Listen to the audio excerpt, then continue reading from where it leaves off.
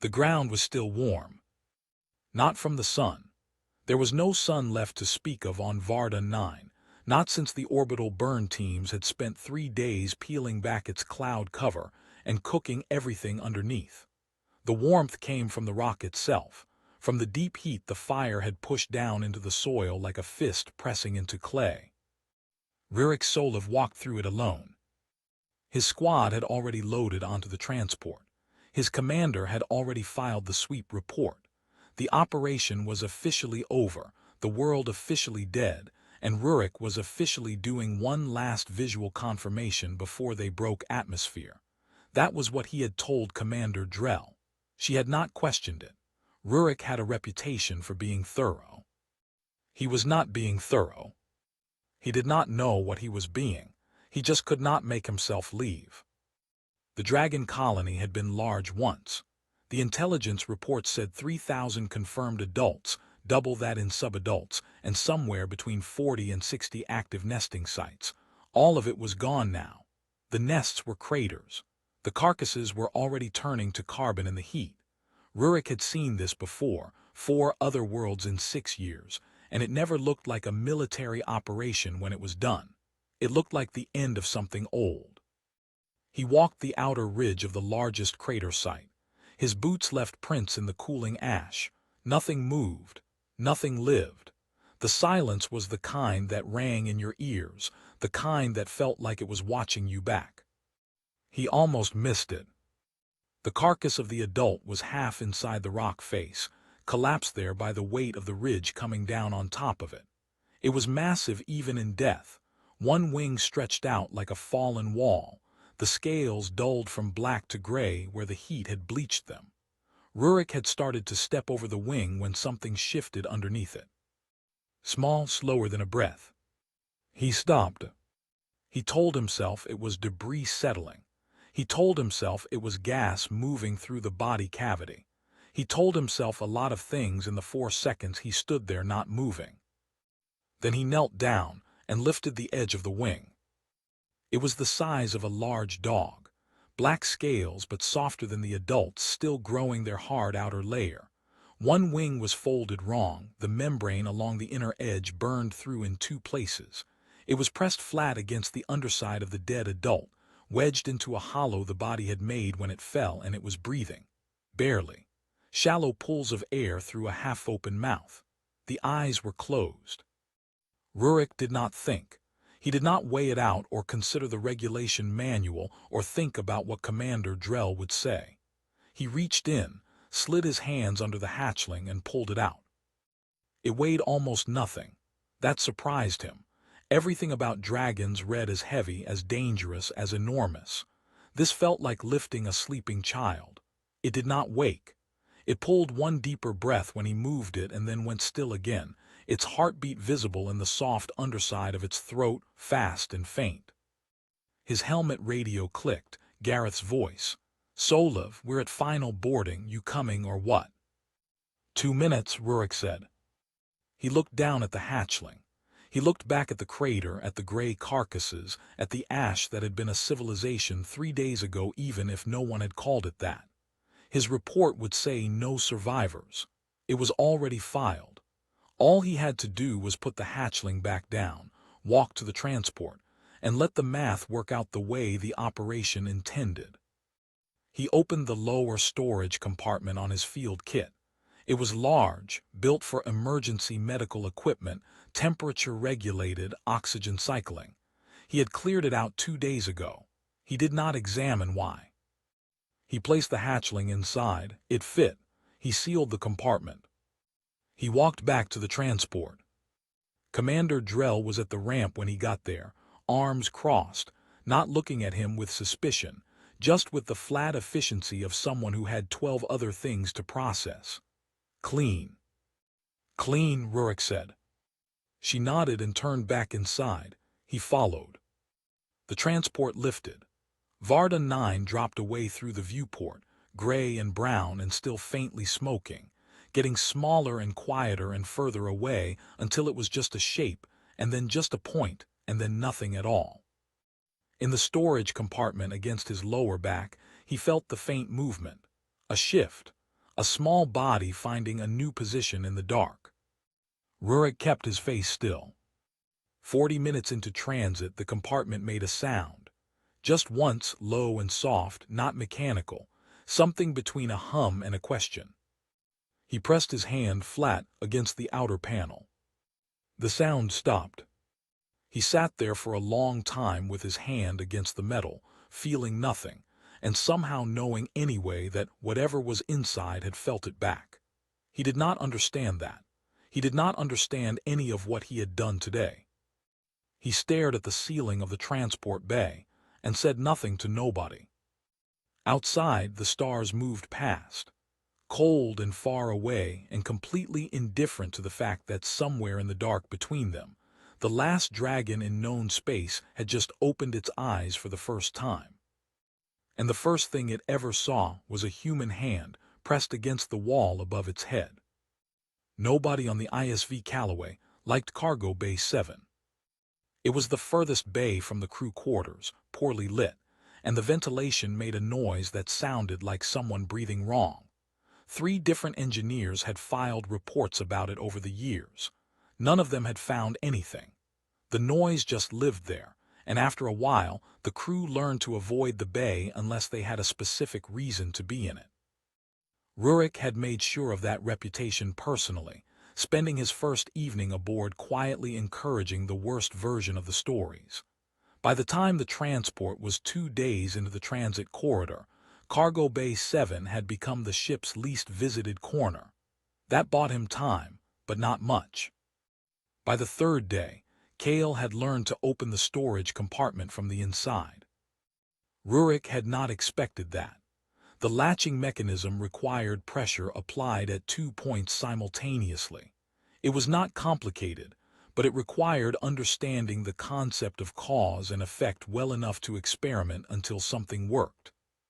He had come to the bay at 300 to check on the hatchling and found the compartment open, the bay door to the main corridor slightly ajar, and Kale sitting 6 meters away in the dark, watching him with eyes that caught no light source, yet somehow glowed anyway.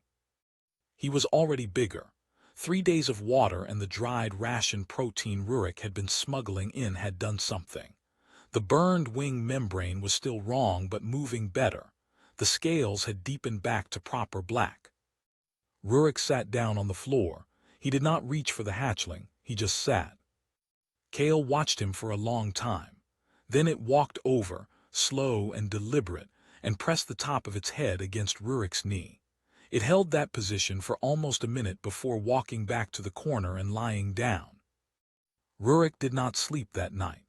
He stayed in the bay until shift change, and when he left, he pulled the corridor door properly shut and stood there in the hallway trying to figure out what was happening to him. Nadia found him like that. She was the ship's medic, small and sharp, always carrying 2 things at once. She had a diagnostic tablet in one hand and a look on her face that said she had already decided something. Bay 7, she said. It was not a question. Electrical fault, Rurik said. I'm monitoring it. Sure, she tilted her head. The electromagnetic distortion around that section of the hull started 3 days ago, exactly when you came back from your extended sweep. She looked at him. You want to show me? Or do you want me to file a systems report that will bring the engineering team down there in about 4 hours? He showed her. She did not scream. She did not back up. She stood in the doorway of Bay 7 and looked at Kale for a long time, and Kale looked back at her with the same flat measuring attention he gave everything. It's a dragon, she said. Yes. From Varda 9. Yes. Which you burned. The battalion burned it, Rurik said. I found 1 egg that hadn't. Nadia crouched down slowly, not approaching, just lowering herself to something less threatening. Kale watched her do it. He did not move toward her or away. After a moment he looked back at Rurik as if checking whether this new person had been approved. Rurik gave no signal he was aware of giving, but something passed between them anyway, because Kale lay back down. I'm not reporting this, Nadia said quietly. You should. I know, she stood. What are you going to do when we land? He had been thinking about that. Drevok was their destination. A frontier world with a wide wilderness zone and a decommissioned outpost in the eastern range that had been off the maintenance rotation for 4 years. He had looked it up. He had also, 3 days ago, started the process of submitting a hardship transfer request for frontier posting, which would become a disappearance, which would become desertion if nobody approved it in time. He told Nadia none of this. She seemed to understand anyway. You know it'll keep growing, she said. I know. Dragons reach full size in about 8 years. Whatever you think you're doing out there, you need to understand it ends with something the size of a building living next to you. I know. She looked at Kale one more time. He knows you, she said. He knew you were coming before the door opened. His whole body changed. Rurik did not answer that. Gareth found out 4 hours before landing. He came into Bay 7 looking for a crate of personal gear and found Rurik sitting on the floor with a dragon hatchling asleep across both his feet. There was a long silence. I'm not seeing this, Gareth said. Correct, Rurik said. That is not a dragon from a world we were just ordered to sterilize. Absolutely not. Gareth stared at the ceiling. Then he walked out. He never filed a report. He also never came back to Bay 7, which Rurik understood was the best version of loyalty available. Drevok appeared in the viewport the following morning, green and wide and mostly empty. Rurik stood at the glass and watched it get closer. Behind him, in the dark of the bay, he heard Kale stand up, heard the small, deliberate footsteps cross the floor, felt the pressure of a head against the back of his leg. He put his hand down without thinking. The scales were warm. He did not look back. He just let his hand rest there and watched the planet come up to meet them. 2 years is a long time to be invisible. Rurik had made a study of it. He paid for things in untraceable commodity credits. He used dead account names for supply runs. He never went to the same trade post twice in a row. He had grown a beard, changed the way he walked, and stopped looking people in the eye the way soldiers do, that direct flat look that marks military training whether you want it to or not. None of that would matter if someone saw Kale. The outpost was 4 kilometers from any road, deep in a rock valley that the Drevok survey maps had labeled as unstable terrain and left blank. Kale had, on his own, learned to stay inside the valley walls during daylight. He had also, on his own, started doing other things that Rurik had not taught him and could not fully explain. Electronics flickered near him now. Not constantly, but when he was focused or alarmed, the field he generated pushed out impulses that disrupted signals within 50 meters. Rurik's handheld communicator had a scar on the screen from the first time he had not expected it. The outpost power cells required recalibrating once a week. More than that, Kale was listening. Not just to Rurik's voice, which he had always tracked with careful attention, but to everything. He had started responding to conversations that happened outside the outpost walls, reacting before Rurik had even processed what he had heard. He pressed against the wall when vehicles passed on the distant road. He went still and low when aircraft crossed the sky. He had developed opinions about which situations required action and which required patience, and he expressed these opinions through posture and pressure, and a subsonic hum that Rurik felt in his chest more than he heard with his ears. They had not developed a language. They had developed something that did not need one. Rurik went to the shelf because the outpost nutrient synthesizer had burned out its 3rd conversion unit in 6 months, and he needed parts that could not be ordered through any channel he trusted. The shelf was a trade hub built into the underside of a decommissioned orbital platform that someone had landed badly on a plateau and then decided to keep. It was dark, loud, and full of people who made their living by not asking questions. Oswald Dern asked questions. He ran an equipment stall near the eastern intake, and had a background in xenobiology that he never advertised and everyone knew about anyway. He looked at Rurik for about 3 seconds before something shifted in his face. "You smell like ozone," Osval said, "and your left sleeve has microburn patterning consistent with repeated close exposure to electrostatic discharge." He paused. "And you have 3 healed scale scrapes on the back of your right hand." Rurik said nothing. "I worked the purge campaigns," Osval said quietly. "Medical Assessment Division. I know what dragon contact does to human physiology over time." He leaned forward. "You should leave, right now. There are 4 men in this hub who arrived an hour ago and they are not here for trade." Rurik bought his parts anyway. He took a different route back. The hunters were faster than he expected. They had a tracker planted on him, not in his clothes but in the credit chip he had used at the stall. He did not discover it until he was already inside the valley. Cale knew before he did. When Rurik crested the last ridge and came down toward the outpost, Cale was already outside, standing in the open, facing the southern approach. His wings were folded tight. His head was low. Every scale on his back had shifted, locking into combat configuration, the way a fist closes. 4 hunters came in through the south.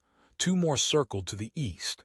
They had capture equipment, heavy stun nets and signal dampeners, and one of them was carrying an inhibitor collar designed for large alien fauna. They were professionals. They moved well. It did not matter.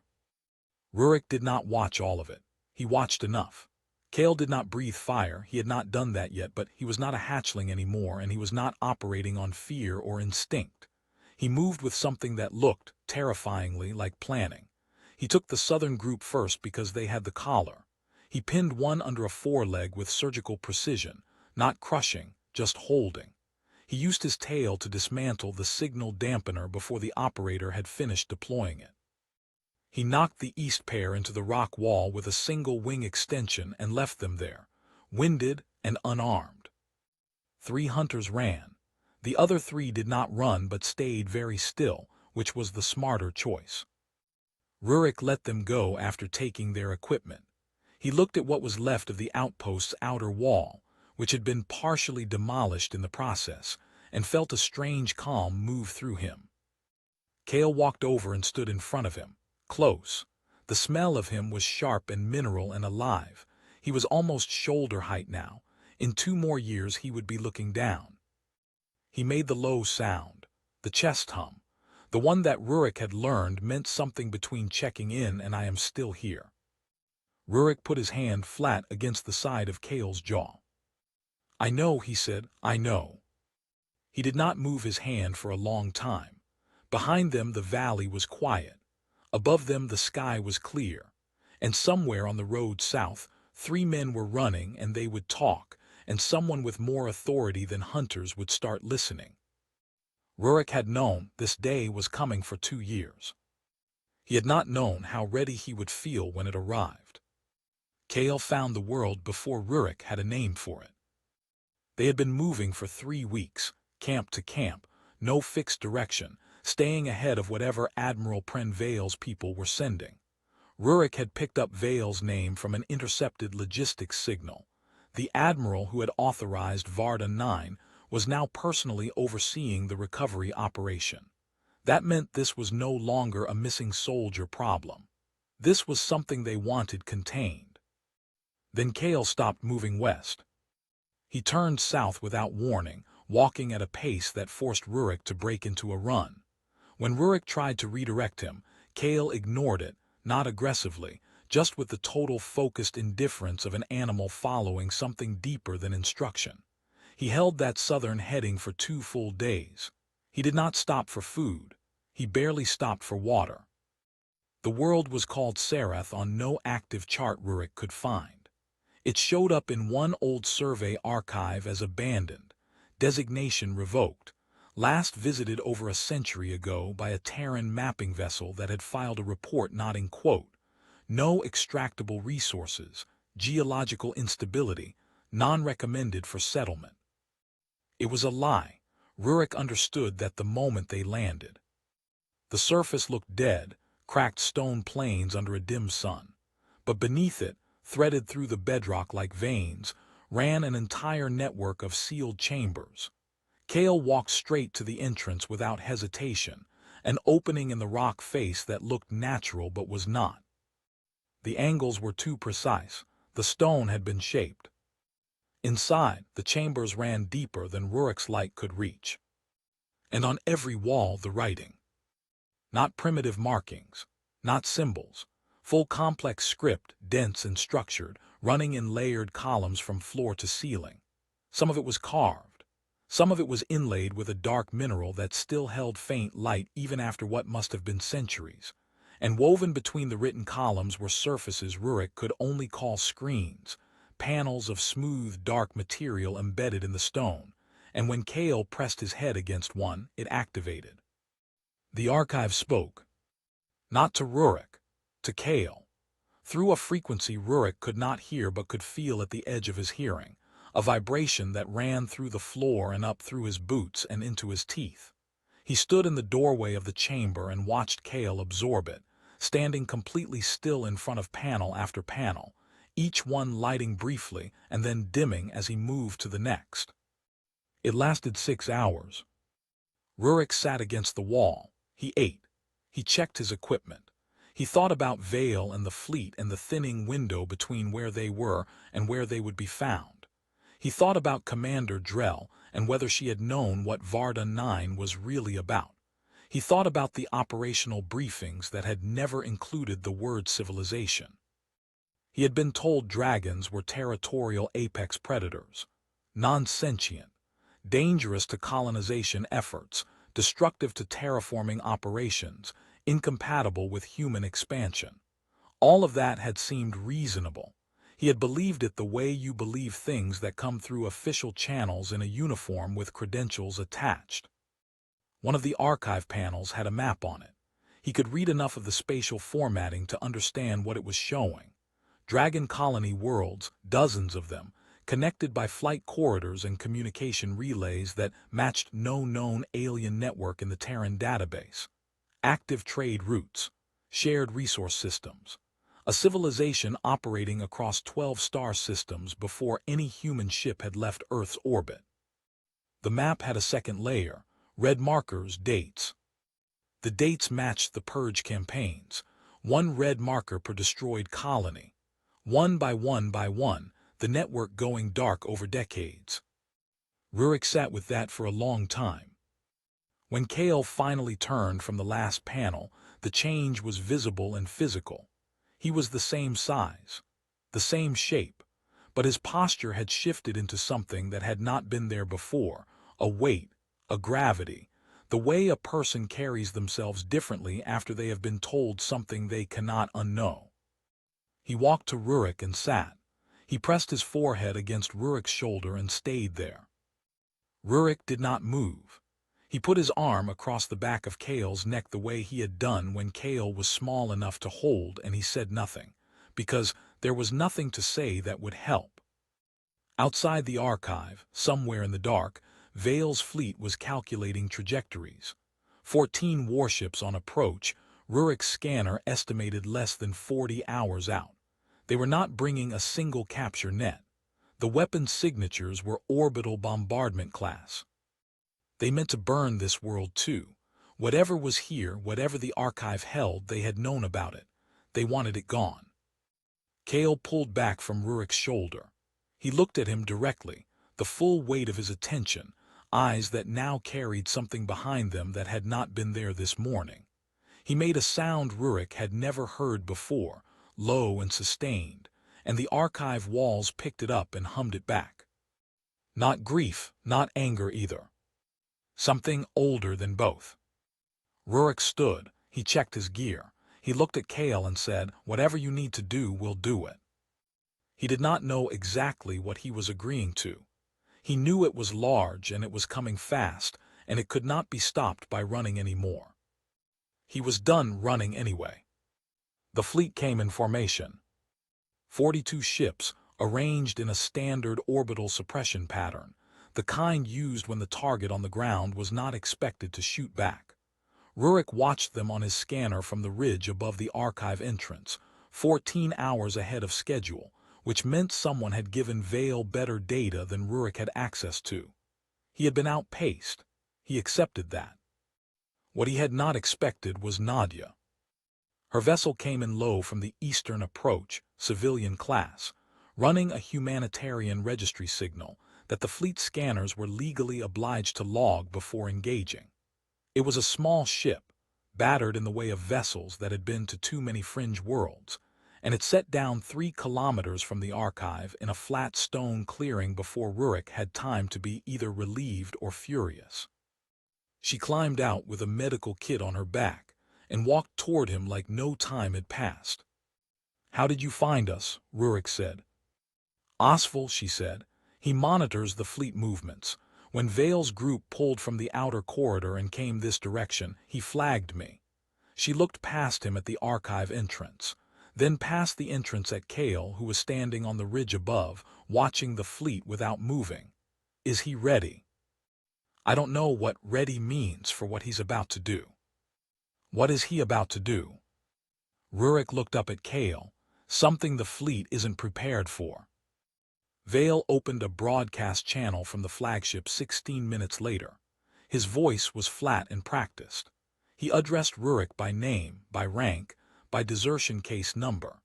He gave a 40-minute compliance window before orbital bombardment of the site would commence. He mentioned that the bombardment was categorized as geological intervention on a decommissioned world and would be filed accordingly. He did not mention Kale. He did not mention the archive. That told Rurik everything he needed to know about what Vale understood was here. Kale left the ridge. He did not launch from it the way animals leap, with effort and noise. He simply opened his wings, which were now wider than Nadia's ship was long, and the air did the rest. He rose in silence, caught a thermal above the stone plain, and banked north toward the fleet's lead formation. He was visible on their scanners immediately. Rurik watched the fleet's formation shift in response, tightening, weapons locking. Then Kale broadcast. It came out on every open frequency simultaneously. Rurik's communicator lit up. Nadia's ship systems lit up. Every antenna on every vessel in Vale's fleet received it at the same moment. First in a language Rurik did not speak, something resonant and structured that the archive had clearly given him. Then in standard, clean, and deliberate, each word chosen precisely. He named every colony world. He gave the Terran operational dates. He cited the corporate extraction contracts by number, because those were in the archive too, filed against the colony coordinates as resource acquisition permits. He described what Dragon plasma compounds had powered.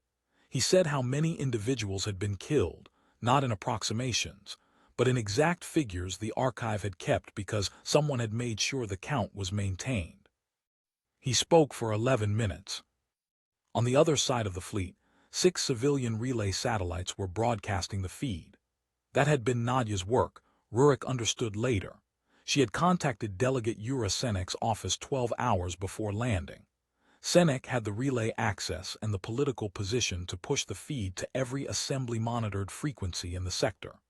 By the time Kale finished speaking, the transmission had already reached inhabited systems on 4 different administrative zones. Vale fired anyway. The first volley came from 3 frigates, high-intensity focused beams, the kind that could peel a rock face open in under a minute. They hit Kale in the center of his body mass. For 3 seconds nothing happened. He hung in the air and the beams ran into him, and he absorbed them, taking the energy into his biology, the way the archive had shown was possible, the dragon body as a living capacitor, built across millions of years to metabolize radiation and electric force. Then he exhaled it. Not at the ships, above them, a spiraling burst of redirected energy that bloomed outward like a signal flare in space, visible to every optical sensor in the sector, beautiful and enormous and precise. 3 frigates lost power simultaneously. Controlled shutdown, not destruction. Their crews were unharmed. The fleet went still. Vale's channel stayed open. No one spoke on it. Kale circled the formation once slowly, at a distance that was neither threatening nor submissive. He made no further move against the ships. He simply remained visible and present while the sector's communication networks processed what was happening, and the civilian feeds continued broadcasting. On the ground, Rurik stood next to Nudya and said nothing.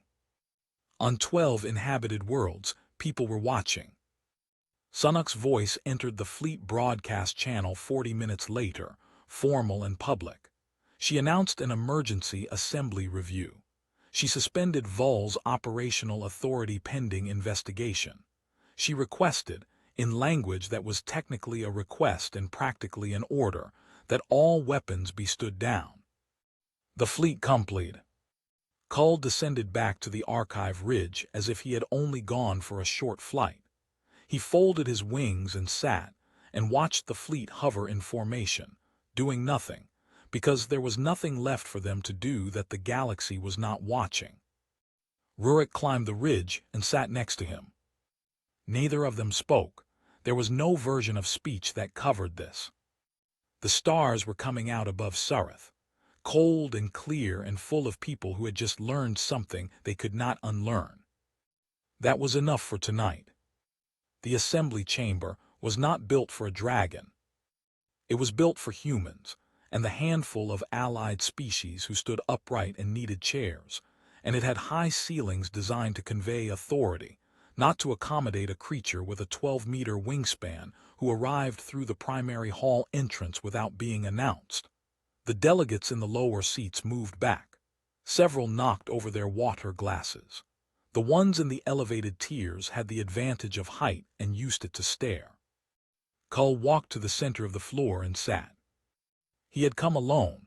That had been his choice, made clear to Rurik in the way he had started making things clear, through posture and a low, sustained sound that had come to mean this is mine to do. Rurik had stayed at the entrance. Nudya stood beside him. They watched from the back. Delegate Sunuk called the session to order. She was the only person in the room who looked unsurprised. Kull did not wait for an introduction. He extended one foreleg and pressed the base of it to the floor, and from the neural crystal lattice embedded in the scale at his wrist joint, the archive uploaded directly into the Assembly's record system. Every document, every contract, every campaign log, every extraction permit with its corporate signature and its government countersignature and its date of authorization. It took 40 seconds. When it was done, every screen in the chamber was displaying data, and the chamber was completely silent. Then Kull spoke aloud. His standard was not perfect, but it was clear. He said that the dragon civilization had taken 3,000 years to build and 40 years for humans to destroy. He said that the destruction had not been strategic or defensive but economic, a resource extraction operation disguised as a pacification campaign. He said that he had not come to ask for justice, because the species that would be asked to deliver it was the same species that had done the harm, and he did not believe that system would function the way it claimed. He said he had come to make the record permanent. What had been done was now in every archive the Assembly maintained, and every affiliated archive connected to those, and the civilian feed from Sareth had already made it into databases on 14 worlds. It could not be erased. He had made sure of that before he came, distributed redundantly across nodes that had no single point of control. He said one more thing, that he would not be held, studied, protected, or symbolized, that he was the last of his kind and he intended to live as his kind had lived, freely and widely, and that if any human authority chose to burn another nest anywhere, any creature incapable of speaking in a chamber like this, he would come, not to negotiate, not to broadcast. He said it simply, without anger, the way a person states a fact about weather. Then he stood, turned, and walked out. The chamber stayed silent for a long time after he was gone. The proceedings that followed took months. Vol was charged under 4 administrative codes. 3 corporations were dissolved. their holdings transferred to a reparations fund that would spend the next decade arguing about what reparation meant for an extinct civilization.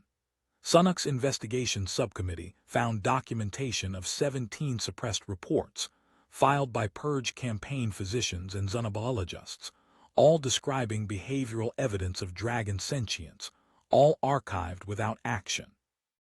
In a quiet procedural hearing that received 4 lines in the news feeds, Rurik Sulov's desertion case was reviewed and reclassified. The determination read, unauthorized preservation of a protected indigenous species during an improperly authorized military operation. Honorable discharge, full back pay, no further action. He read it on a rented terminal in a transit hub on a colony world whose name he had not bothered to learn yet. He closed the file. He bought a cheap bowl of something hot from the stall across the corridor and ate it standing up. He was living in a small rented unit on the colony's outskirts. It had a wide flat roof and a view of the eastern ridge. He had chosen it for those specific features. He had not told anyone that. He went back to the unit that evening, climbed to the roof, and sat with his back against the ventilation housing, watching the sun go down. The colony was quiet, agricultural, uncomplicated.